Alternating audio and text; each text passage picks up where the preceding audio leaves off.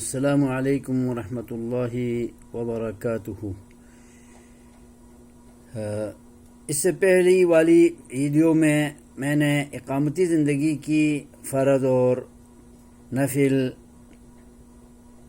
سنت سب نمازوں میں نماز کی شرائط صحیح ہونے کے لیے، قبول ہونے کے لیے، اور ان میں قبلہ رخ ہو کر پڑھنا فرض اور واجب ہونے کے بارے میں بتا رہا تھا اور ویڈیو بنا چکا ہوں۔ اور اس ویڈیو میں یہ علیحدہ کہنا چاہتا ہوں کہ انسان سفر میں ہو،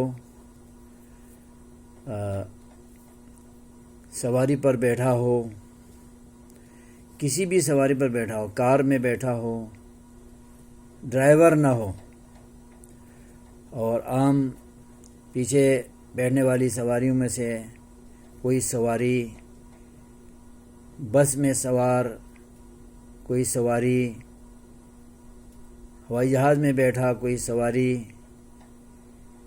اونٹ پہ، گدھے پہ یا گھوڑے پہ بیٹھا کوئی سواری، اگر سفر کو قیمتی بنانے کے لیے نفلی نماز اگر پڑھنا چاہے تو وہ پڑھ سکتا ہے۔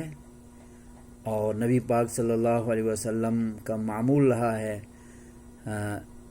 سفر کی منزل پر پہنچنے تک بیچ کے وقفوں میں نفلی نماز نیت کر لیا کرتے تھے، اور صحابہ بھی آپ کی تابعداری میں ایسا کرتے تھے۔ لیکن قبلہ رخ نہ بھی ہو تو پڑھتے تھے، چونکہ نبی کا معمول ہمارے سامنے ہے اور نبی ہمارے لیے اسوہ ہے۔ ہماری سمجھ میں بات آئے یا نہ آئے، نبی پاک صلی اللہ علیہ وسلم جو کچھ بھی کریں وہ ہمارے لیے نمونہ ہے اور مثال ہیں، نظیر ہیں۔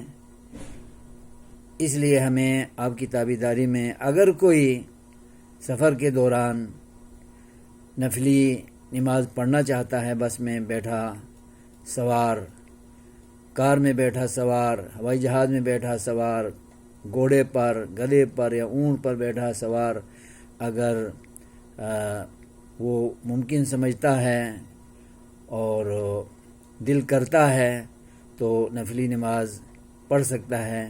لیکن فرض نماز کے لیے سفر میں قبلہ رخ ہونا شرط بھی ہے اور فرض بھی ہے اور واجب بھی ہے۔ اس کے بغیر فرض نماز بغیر قبلہ رخ قبول نہیں ہوتی، صحیح نہیں ہوتی۔ یہ بات یاد رکھیے، یہ ایک سہولت ہے جو غیر قبلہ رخ سواری ہونے کے باوجود، آپ کا رخ قبلہ کی طرف نہ ہونے کے باوجود، آپ اپنے سفر کو قیمتی بنانے کے لیے اور ثواب کمانے کی خاطر نفلی نماز کی نیت کر لیتے ہیں۔ بھلے آپ بیٹھے ہوئے ہیں، قیام بھی، رکوع بھی اور سجدہ بھی آپ اشارے سے کر رہے ہیں، اور باقاعدہ ارکان کی ادائیگی عام حالات کی طرح نہیں ہو رہی ہے، پھر بھی اللہ تبارک و تعالی قبول کرے گا، چونکہ اس کے نبی آخر زمان پیغمبر نے ایسا کر کے اپنی امت کے لیے مثال چھوڑی ہے۔ لہذا آپ کی تابعداری میں